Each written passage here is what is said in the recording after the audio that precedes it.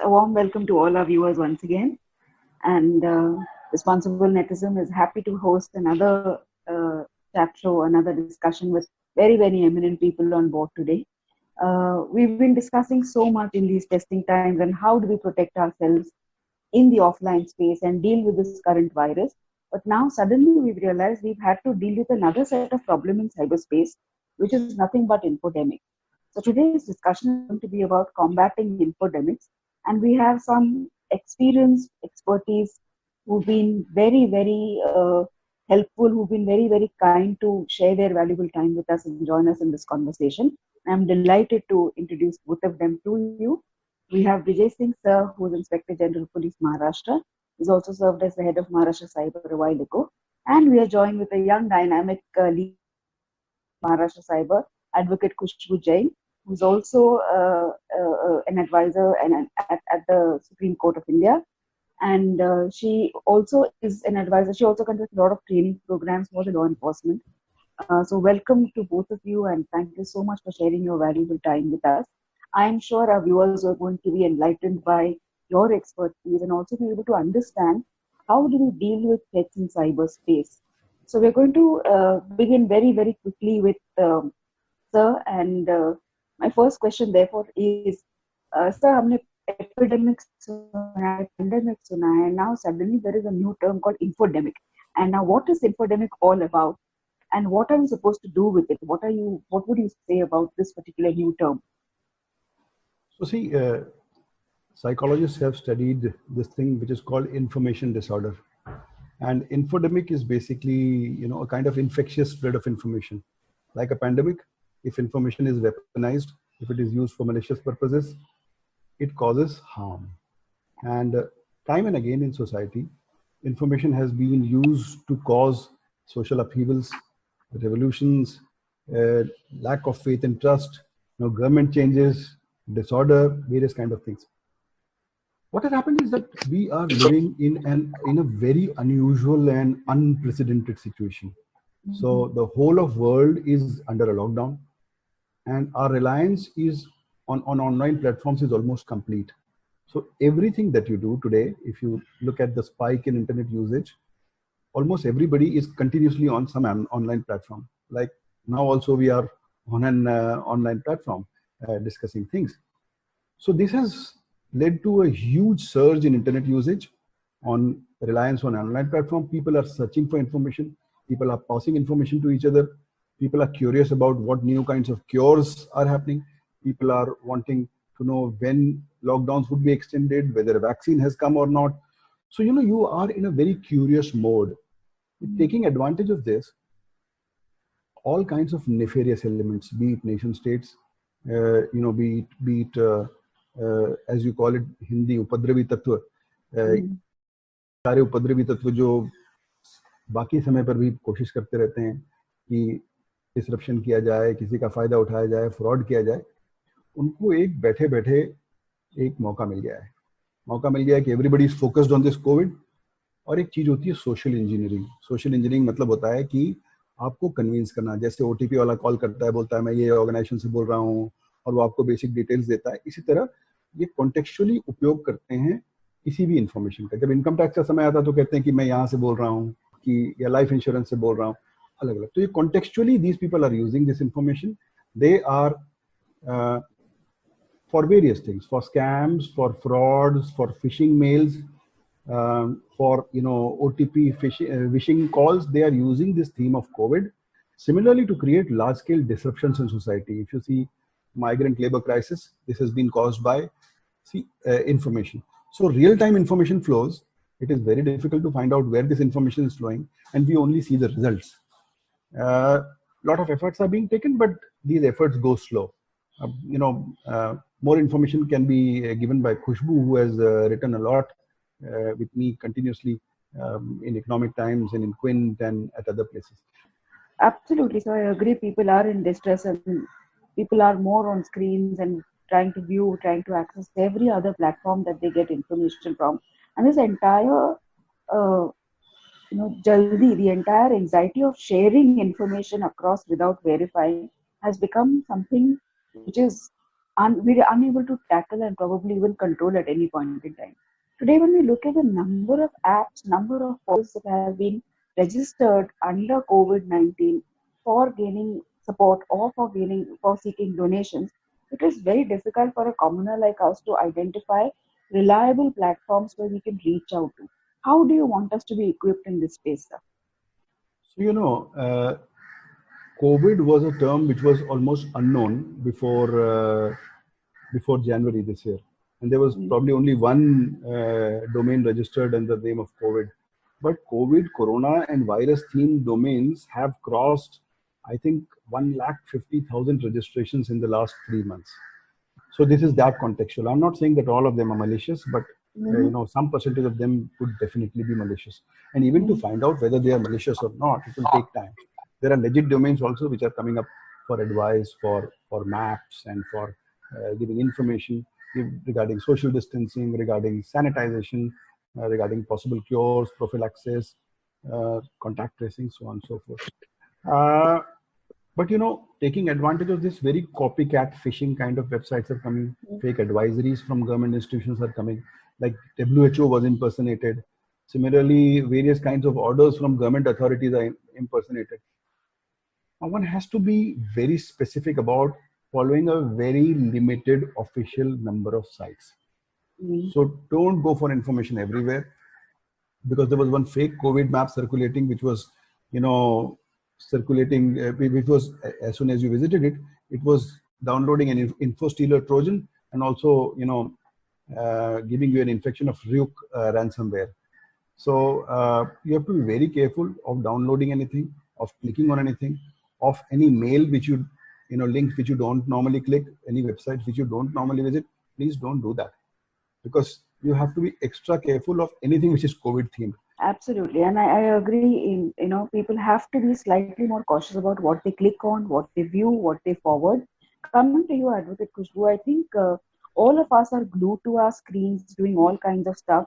I'm sure the predator category or the predator community is also highly captivating on this particular moment or this particular period of lockdown. So, what has been the new modus operandi for cyber predators to hack our lives and enter into our cyberspace? So, as rightly said by Mr. Brijesh, that the WHO example, there have been instances where, because as we talk about infodemic, people are really searching. There's a fear among people, and people are searching for information, any sort of cure, vaccine, what new advisories are coming from the government every now and then, because every time there are some new advisories coming related to anything. So there are different level of, be it banking, be it any kind of rebate, be it social, with regard to basic norms as to be it lockdown issue related or essential items. So yeah, people are actually searching for it, and people are searching for other information also. So WHO was one of it, that people, there was an impersonation done of WHO website. There have been instances where people copy a lot of government advisories and, look-alike spreads all over the WhatsApp. These usually, whenever these are happening, some are for, just for the fun purpose, but yes, these miscreants are creating a lot of, there have been a lot of instances where there's a silent thing sitting over those links which you click on, or the pictures which you download. So yes, information part. Then there's something called as internal organizational alert, which is specific to, as we see that entire business model work from home it's been shifted to work from home, and the security, we don't see the security level up to the standard of what we have in the offices as compared to houses, looking at the kind of security we have. So if we look at that, security is extremely low, and you get, when we talk about internal organization alert, is a look-alike email or a phishing attack would come impersonating either your boss, a company's president, giving you an email, or let's say any other employee or your head.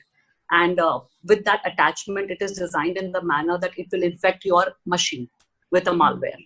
So that's one of the new phishing, scam which is coming up, which is doubled at this specific past 3 months of a period which we see. Okay. Then at the same time, we have something called as something is like as to new cases in your area. Everybody is very much inclined to know that what new cases come up in my area. We want to know about it. So they, these attackers prey on the fears of coronavirus spreading near victim location. So that victim location you want to know, and in that there would be phishing email tricks. By the moment you click on it, it gets updated list of new cases in it, and there is attachment to it, and it's been seen. I think Brijesh would be the right person, that generally they sit on your computer. These kind of things, they sit on your computer for a very long period, and after this has been done, then they start getting information from your PC or start attacking and all those. So there would be rampant search when it comes to after coronavirus, this pandemic is over, that there would be increase in these kind of crimes happening. Then there's something called as donation scam, which is coming. Yes. So donation scam, we saw that, PM Care Fund, that was again, there were so many numerous links, websites and different things which were being created for people asking that, okay, donate here, donate there. And so be little, that's another one kind of a crime. Then information from the source. So people really want to know information from credibility as to I'm from China, or I'm the doctor from there, and I'm from Wuhan, and I'm talking about this. So click on the link to download safety measures. So people want to know about safety measures, and it's actually not safety measures. Then domain, he was already talking about, there have been rampant search. There's been 350% of increase in the domain names in past 3 months. There have been instances like all those domain registration companies have by themselves started that none of the domain name related to COVID or vaccine or corona, any of those related name, they are now allowing it. There have been a lot of instances of these. I'm not saying that all of them would be malicious, but yes, there is the ratio is almost that almost 7% of them are malicious.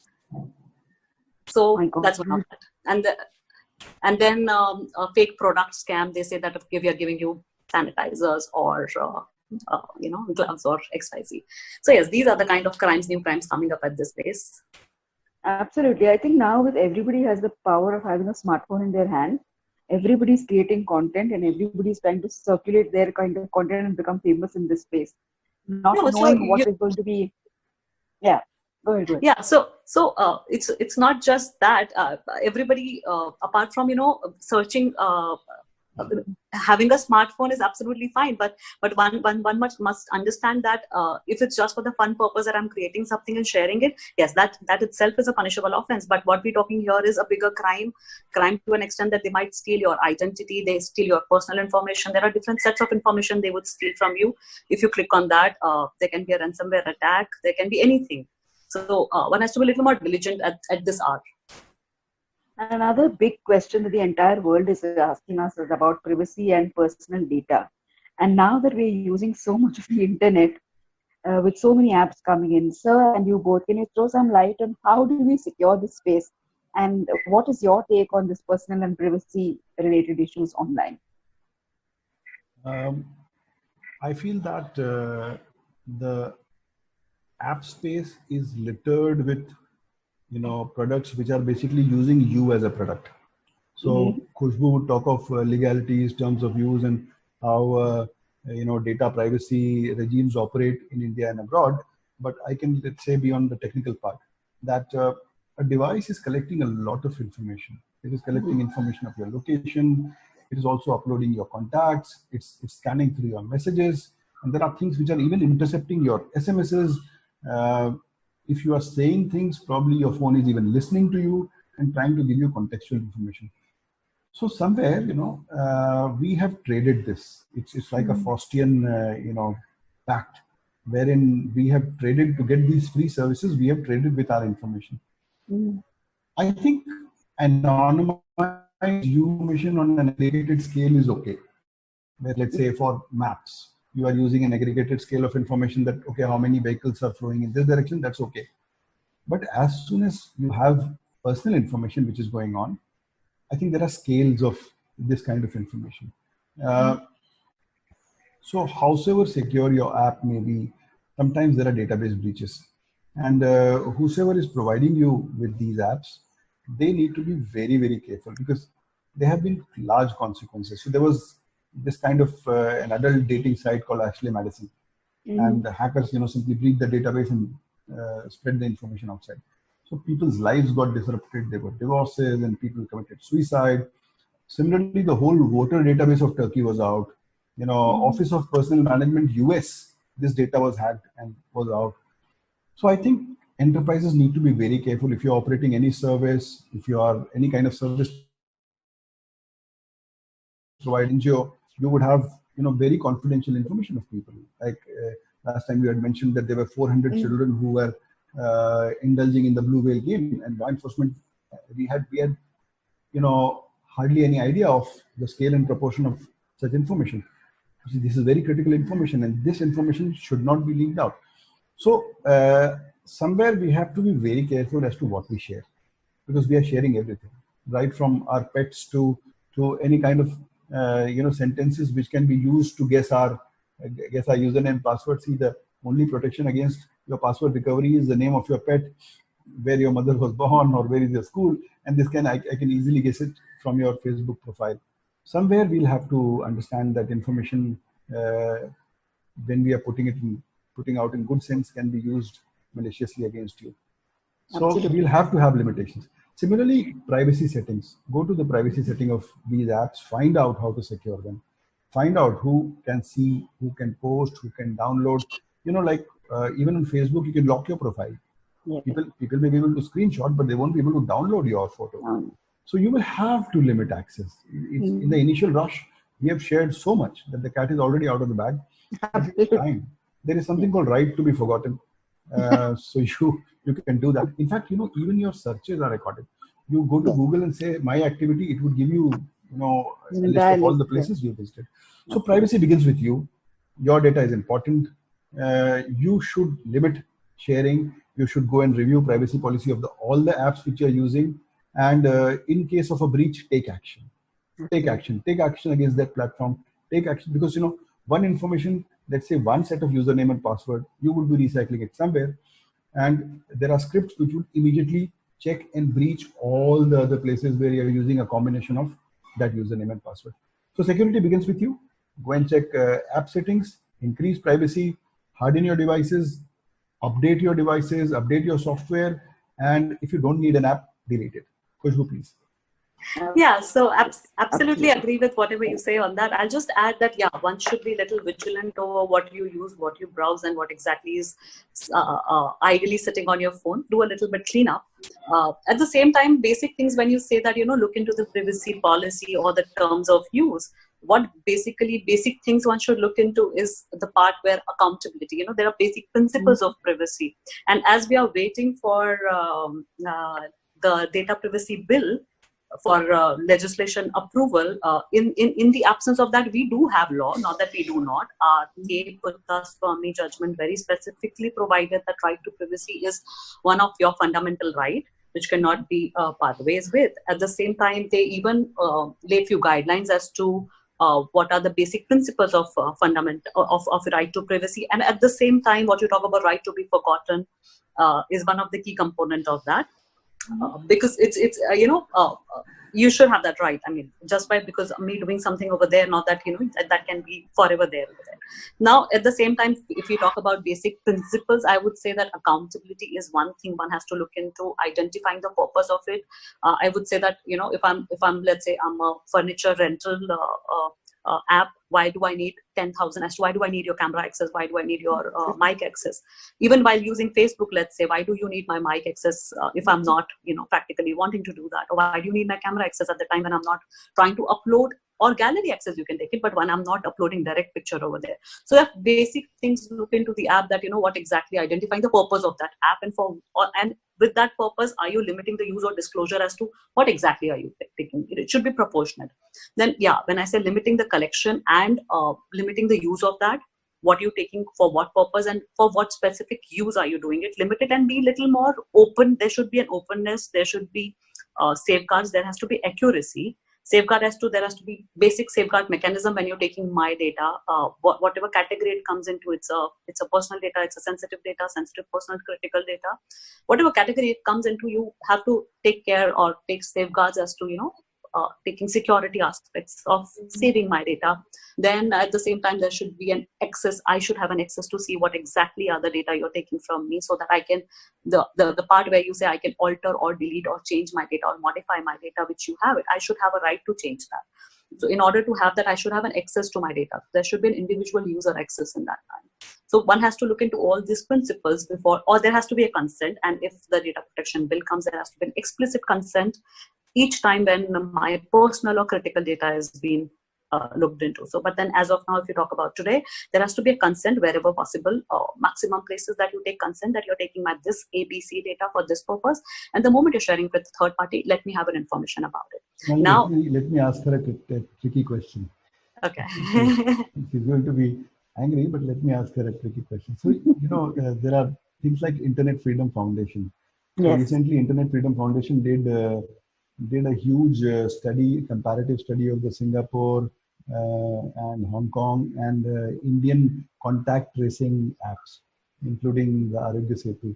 So, do you have any specific views on how the Puttaswamy judgment or the SPDI rules or under the IT Act is the Indian app compliant to it? See, if we so if we look at the Indian app Aarogya Setu, if you look at terms and conditions, as you rightly said at the start of it, that look at terms and conditions and privacy policy of any app you're using. So if we look at, that's so far one of the appropriate and to the point terms of services and privacy policy I would have looked into my life. To the point. It's been as crisp as it's a one-pager privacy policy, talking very clearly, fitting in all the principles, 9 principles of Puttaswamy judgment, privacy principle. If I may give you examples as to principle of notice, choice, and consent. Yes, they do give you a notice. There is a choice. It's not mandatory. It's up to your choice. It's on an individual's choice to use it. They do ask for your consent whether you want to have it or not. So these 3. Apart from that, another principle is disclosure of information and collection purpose. So they very categorically in their clause 2, I suppose, put in that that is specifically for the purpose of government to look into your medical data for carrying medical and administrative interventions wherever necessary. And the kind of data they take, they say that, okay, for the purpose, whenever we want to use your data, identify it. At the time of that only, we're going to look into your name, age, and whatever XYZ information you're providing. Till that time, it would be an anonymized form kept in a government server with proper hash DID. So yes, you do fit into that purpose or that also. Then we say purpose limitation was another principle we talk. If you look at purpose principle, yes, they again tell you very specifically what purpose and when we'll do it. They even categorize it that we will not touch you in the case of you are green. There is a category of orange, red, and green and yellow, which they have put in that only at that time is when we're going to come and look into your data. Otherwise, we're not. We're going to look into your data. It's going to take every 15 minutes updation of your, while you're using the app, every 15 minutes it will be updated. So it's very categorically being putting that what all we are taking for what purpose. And it also defines that it would not be shared with any third party. At the same time, you have an access and correction, another principle of privacy which says access and correction. So it does provide access to every individual, the profile, who has their profile. They can access their profile, they can remove, modify it, they can delete the app. And the moment you delete the app, within 30 days expiry of your, deletion of the app, the entire system gets deleted. Security and accountability, they have Grievance Center. They have given you details of the Grievance officer and phone number and email address of that. They specifically put that any foreseeable, they will take care of your security measures, standards they will follow with. The personal information which you provide will be encrypted, as I said, an anonymized form before being uploaded in the cloud, which is stored in a secure encrypted server, which is also a government server, not anywhere outside India. So, these are one of the best. I mean, so far I have seen this is one of the best. Even if I look at let's just do small homework, pick up any app of yours, or let's say any of the cellular Airtel, Vodafone, just pick it up. Just have one glance over the Airtel or Vodafone or any other cellular network you use. Just read the privacy policy. You'll have goosebumps. So probably you would not be able to sleep tonight with the kind of access they have and the permission, they explicitly permission they take from you with regard to your data, with regard to everything you browse, you see, and they very clearly say we are open to share this with our third party, with our aggregators, with whatever, what not, and they don't tell you for what. So practically, we are actually at the state where we have already shared everything and anywhere. So a small UN cry with regard to privacy, we're fighting about Arogya Setu taking your, I'm unable to understand myself personally. This is, for me, so far the best policy I've seen, whereas privacy is concerned. I think this is all happening at least on the surface web, where all of us are probably generally using. There's another entire side, which is the dark deep web, where a lot of these things are going on to a different level altogether. Any thoughts on how threatening that world is going to seem like post-COVID? Question is for? You. Okay. Dark web has to be you. Dark web types. This is apartheid. Okay. I'll just add a small thing over here. In case of that kind, I think go on. Let me put it up after your dark web. No, after that. Let me put it after you answer. Okay. The darknet is rife with various scams. Those guys are on a roll. So you have COVID themes phishing kits which are being sold. So if you want to theme something to COVID, you have ready-made kits, and they're being sold on the darknet. So it comes complete with an email template, with a picture, with logos, and it can nicely impersonate anything. Plus, then there is actually a specific, malware which is called COVID. So there are specific Android malware which is called COVID, which is spreading. So similarly, there are 4 or 5 classes of people. One are scamsters. So a lot of sanitizer vaccines are being sold on this thing. Blood plasma, people are saying that they are selling blood plasma on dark web, and they want to ask you for bitcoins. In all the dark web fora and markets, COVID theme is on the rise. They are selling fake products which never reach you. They are selling phishing kits. They are selling malware. They are also selling you ransomware. Per use, so you can take ransomware and you can use it. So it is very unfortunate that even in case of laboratories and hospitals which are fighting with corona, they have been under ransomware attacks. So I feel that dark web is an unregulated place, and they are taking full advantage of the corona themes. And there is hardly any way where you can actually get into these fora unless and until it's a trust relationship. That you are not allowed to get into these fora unless and until you are a known person there. But a lot of transactions we see on the COVID themes. Kushbu, what would you want to add there? No, I think that's absolutely perfectly fine. I agree with the kind of information that has been flowing over darknet. Not just this, but if health data comes on darknet, that's extremely critical to see health data, if that can be located with contact details or anything else. We have been seeing that also. So while we're dealing with infodemics, I'm coming back to the original question. Fake news and misinformation has been doing the rounds for, ever since internet has been used. I wanted you, Kushbu, to tell us a little about what are legal implications of misinformation and what should people be aware of. Okay, so we all were very happy when 66A was struck down. We became that we have a right to freedom of speech and expression and so forth and so forth, and we all became very happy that with that judgment, but that created a lot of pain. But despite that, we do have a lot of sections which do specifically deal with punishments for misinformation or false information being spread.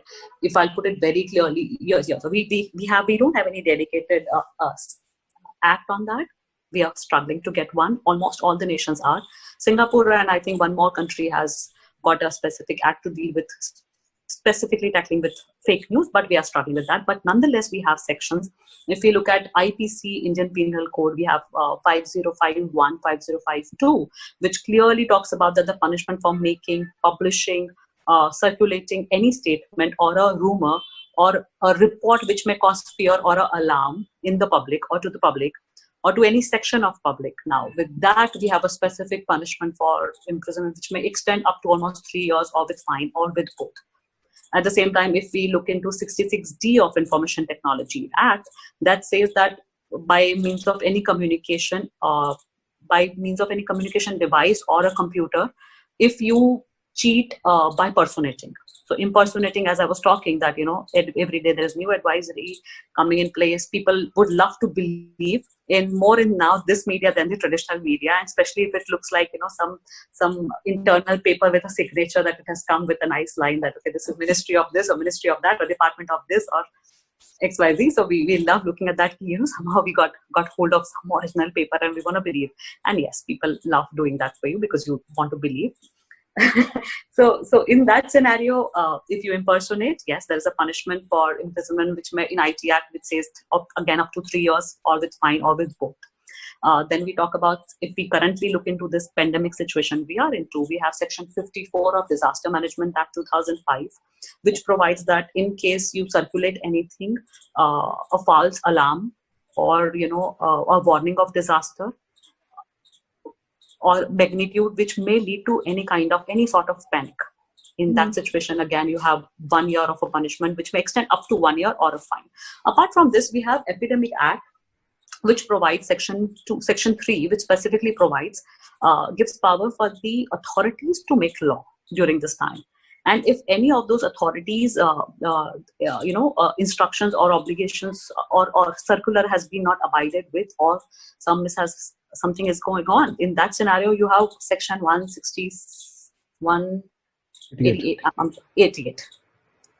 Thank you so much. Of IPC, which says it's a punishment up to almost 6 months. We have seen almost all the states issuing circular that, and that was also again fake news. That I'll just tell you the story. It says that none of the messages on Facebook or Instagram or WhatsApp has to be circulated if you cannot forward those messages or share or create one unless you have cross-checked with the proper source or its authenticity of it from the relevant places. Anything related to COVID or Corona, none of those has to be circulated. Now, this was again, there was a fake news of that, which said that if you circulate anything on WhatsApp, the admin of that would be arrested. Arrested, absolutely. That created it's circulated everywhere, and which is true today also. I see all people I know, they say that, there would be a reply, no, we are admin, I will be arrested. So I'm restricting entire. That is not true. So yes, this was there, and if you don't abide with this, again, you have a punishment under, as I said, 6 months of imprisonment under IPC of not abiding. So almost all the state issued that circular that do not spread anything about that. Now, the second portion comes as to, I think I would like to know from him, is how do we stop, there are a lot of measures. Can you hear me? Yep, I can hear you. Absolutely. Yeah.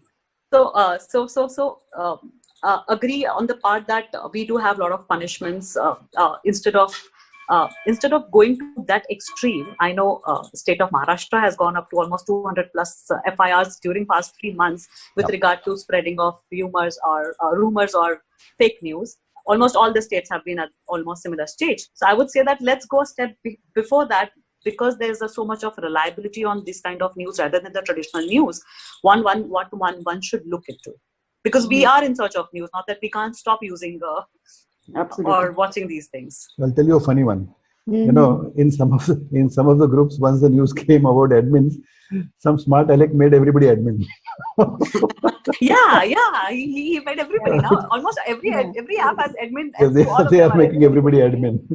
No, सारे jail जाएंगे types, लेकिन मुझे लगता है कि एक सबसे जरूरी चीज है जिसको आप कहते हैं हेल्दी स्केप्टिसिज्म, कि जो चीज आप जनरली बिलीव नहीं करते हैं, जिसको या इंग्लिश में कहते हैं too good to be true, उसको फॉरवर्ड नहीं करना चाहिए.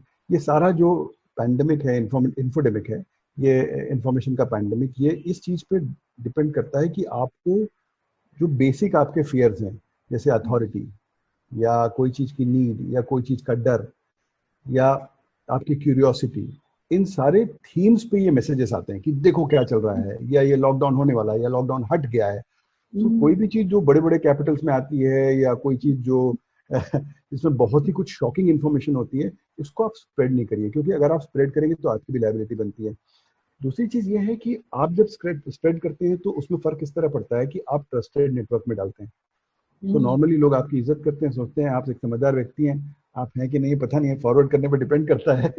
लेकिन एक बड़े समझदार व्यक्ति की तरह आप उस इंफॉर्मेशन को सच समझते हुए अपने दोस्तों को, स्कूल के ग्रुप को, फैमिली के ग्रुप को, वर्कर के ग्रुप को, सबको दुनिया भर में फॉरवर्ड करते हैं। इसमें इतनी परेशानी होगी कि व्हाट्सएप ने फॉरवर्ड ही लिमिट कर दिया। अब वो एक बार फॉरवर्ड करने दे रहा है।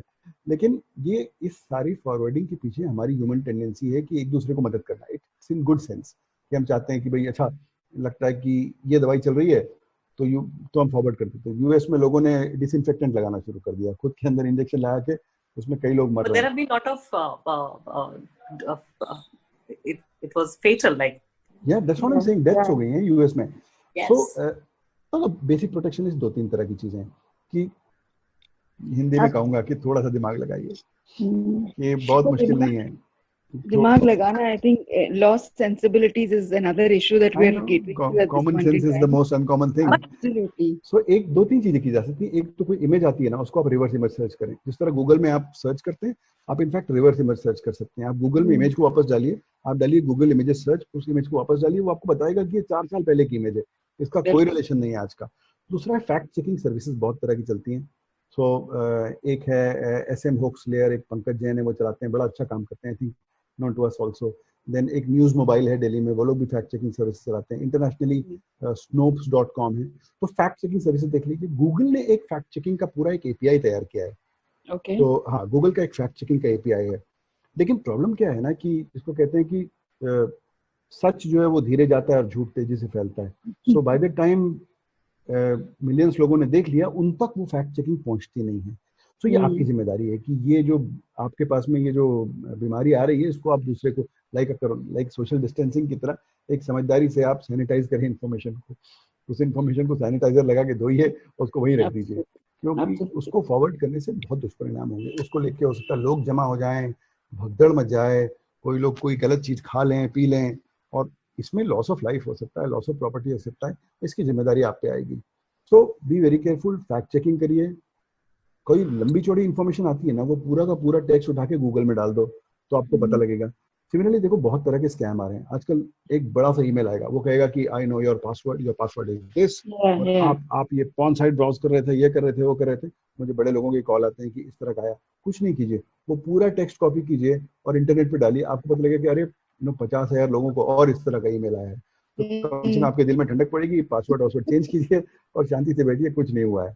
सो इन्फोडेमिक कंट्रोल करना है, एक जिसको आप सत्सद विवेक बुद्धि कहते हैं या हेल्दी स्केप्टिसिज्म कहते हैं, वो मेंटेन करना है। फॉरवर्ड करने की जो आपकी उत्कंठा है उसको रोकना है, क्योंकि आप इमीडिएटली फॉरवर्ड करेंगे वो फैलेगा, उसके दुष्परिणाम होंगे। फैक्ट चेकिंग कीजिए, थोड़ा सा रिसर्च कीजिए और रिस्ट्रेन कीजिए। बहुत जरूरी नहीं कि हर इन्फॉर्मेशन को इमीडिएटली फैला देना है, क्योंकि उसके दुष्परिणाम होंगे, उसकी जिम्मेदारी आप पे आएगी। बिल्कुल बिल्कुल, ये खुद की जिम्मेदारी is so critical for us all to understand, क्योंकि वी आर इक्वली लायबल। और ये अगर आप समझेंगे नहीं तो I don't think there is going to be too much of change, but I think these are very very critical tips that we definitely need to follow. I am going to ask both of you to share 3 critical takeaways for our viewers today. I'm sure there'll be questions pouring in. All the tips, all the sources that you've mentioned will also come in text form, so people can click on them and re-verify whatever they have to go to. My one question before that is, where do you report any kind of misinformation, or where do you report online distress currently in these conditions? So you can call up your nearest police station. There is an email address. You have cyber hubs, specific cyber cell in almost all the police stations now in India. If not, you can always drop them an email putting in all your details. You can even register your complaint online at cybercrime.gov.in. Now, few things one has to keep in mind while doing any kind of complaint on anything as to digital banking fraud or any other fraud, or any type. Few basic things as to, you need to check if you can have the URL or whatever it is. Take a screenshot of that. Basic essentials, what you are exactly complaining about or against. You need not be the person that, the victim on that. There can be before that also you feel something like that is happening, or with a friend or with anybody you come in knowledge, or if you see any fraudulent domain which is there, just put in. For domain, I think you have cert in also. You can put in, you can directly mail it to cert in, SECERT .-in. for any of the fake domain names or fraudulent domain which you see around. But yes, these are the 3 places you can drop an email, but have these screenshots, URL, and as many things as you can. Preserve the digital, the original device if you can, as much, and go for it. Now, I think anything you want to add on that? Technical tips is almost every day patches and upgrades are coming for both your apps, like the Zoom app. Also a lot of patches and upgrades have come. Please patch and upgrade quickly. And also your operating systems, apps, please patch and upgrade. Immediately install and use an antivirus, because you are working at home, and your home computers are not as secure as your office computers. You don't have an intrusion protection detection system. So something will infect your office and your critical infrastructure, which will travel from your home. Use a separate computer for work and home. Limit sharing of personal information. Go to apps privacy policies, check the privacy policies, go to app settings, harden them, use long passwords and phrases. And in case of any breach, please report. Also report to that platform. Right? So report abuse you can do on that particular platform. You can quickly report them. And cybercrime.gov.in, you can also report things anonymously there. You need not give your own personal details. So these are the limited things which you can do. I'll add just a little on it, that avoid opening any kind of suspicious or email attachments, even if as lucrative as they look and tempting they look, as to you're getting free 10 kgs of vegetables from this or that. These are the few things they're telling you, or there's a new vaccine, or you can prepare something else. Vegetables बोलेंगे तो दिल जड़ा पिघल जाता है. Exactly, but then that's how they know that what exactly. This is not just today in the pandemic. In normal also, what you used to get is, during the time you say that okay, there's a sale on all those platforms, and you're getting this in 599 or 999, and you were like, oh wow. Then we click on. So they do work on that. It's a social engineering at last. So avoid yourself in reading. The moment you want to check anything, go to the official source and know about it. All those advisories are there. The government of India is absolutely, not just government of India, but almost all the states around the world are specifically putting everything very clearly in a normal language. Those advisories would be available on their authentic website or the app, or their authentic handles. So do go and cross-check over there. There's no harm in taking another extra second when our screen time has increased exponentially.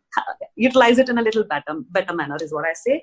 Do check out your privacy and security settings. There have been a lot of changes now on that, automatic changes. So keep on going on checking. There's no harm in going and checking your privacy settings again and again. Keep on managing your social media accounts as to how you're using and what you're using at that time. Keep your software updated, as we said. Also, at the same time, strengthen your home network. Keep 2 things separate. Stop logging in from your mobile as to all your meetings and everything on your work thing, because it's not just this, it's about the work part also, and it will be difficult for all these people to enter into your workstations and harm your businesses where the money lies. So this is the right time for them to actually seep in your system, the work system, through your house system, and get into that. Keep backup of your all files and everything regularly, and keep on checking your security measures about that. I think one last thing, Sonali. Yeah. Something that interests you and which is close to your heart also, kids. Yes. So talk to kids, because they are at home, they are indulging in online classes, and parallelly they are on 5 other apps. They have a different concept of sharing. You don't even know what they are sharing. Absolutely. So please talk to your kids, try to understand what they are sharing. They are also undergoing a lot of mental stress, bullying, sensitive kind of pictures they are sharing. So it's essential to protect your kids. They are technologically more savvy than you. Understand with them, have some kind of an internet pact. Tell them that what you share is essentially not device to device. It is staying on servers. The internet is a tattoo. It's going to stay all the time, and it's going to make you remember again and again. So taking care of your kids is very essential, and also mental health. Absolutely. I'll add one more. I'll add more point to this, that whenever you're using any app, let's say when we were talking about Zoom and the kind of Zoom bombing which is happening and a lot of things issue, I say that before using anything, have a little look into their advisory or a rule book as to how to use and what are the safeguard measures you have. Like for example, in Zoom also you have an option of limiting any of the other apart, guest you're having in place to add other people, because that has happened in a lot of institutes with, classes going on with 40 students over there, that some unknown person enters and, puts some not required kind of data over there, or, streaming goes over there. The broadcaster case, the BARC case you may tell. Why don't you go ahead with that? No, please tell that. Yeah, please share, yeah. So there has been a recent, go on. No, go on, please. You. So there have been a recent case of BARC, which is Broadcasters Association of, can you tell me the full name? Yeah, it's an organization for broadcasters. It's an organization. So they had one Zoom meeting which had almost 100 plus CEOs. And again, somebody entered into it, or I don't know what situation was it. And a porn site was being streaming. Took control of the meeting, started drawing stuff on the screen, which was inappropriate. Yeah, and it did not stop there. Apart from that, they couldn't shut the meeting. It created a lot of issues, and at the same time, almost maximum number of emails were sent. Emails were sent over there with and half of them opened the emails. Yeah. Oh my God. Yeah, phishing. So this emails. is, I think, as good as 2 days back or 3 days back. No, I think it's in the first week of April. Okay. Published in India Today and Mint and everywhere. It's a very and imagine this, they are targeting very high value individuals here. High value individuals, like absolutely. CEOs, right? So it was not just a case of Zoom bombing. It was Zoom bombing, account compromise, sending phishing links. So imagine this even if 50 organizations are compromised. So I'm on the path that if we can see that at that kind of a level, imagine the security state we are into. And I'll add one more thing, we say that security, one has to look into, because of this happening, if I'm the one who has to take care of the security, 43A or 43A can, that can actually be struck against me even at this time. So be a little more prepared with regard to security aspects. Do not let that go. You can actually, with any kind of breach happening around, you can attract a lot of penalty, I say. And we do have the rules also with regard to privacy policy and all. So those rules also do apply over there, and the punishment comes under Section 43A of IT Act. Absolutely. So, I think it is also important is for a layman or commoners like us to understand security and these privacy policies that are that the apps or these platforms create and share, because these are not meant for people like us to understand and need to be slightly more simplified, which is why people like you share these with us and enlighten us with information and also update us with a lot of new things that happen. I think these are very critical tips given in terms of drawing a line as to how much you share personal information about yourself, reading terms and conditions which are meant to be read before accepting, understanding where to draw a line for yourself, and also being able to remain sane online is something that we're trying to promote in all these discussions that we've been having. Very, very important tips coming in from both of you. Thank you so much for sharing such amazing insights and your time with us. And we will love to share questions that viewers have to you, and we hope to share more insights from you. Thank you once again. We will be available on Twitter.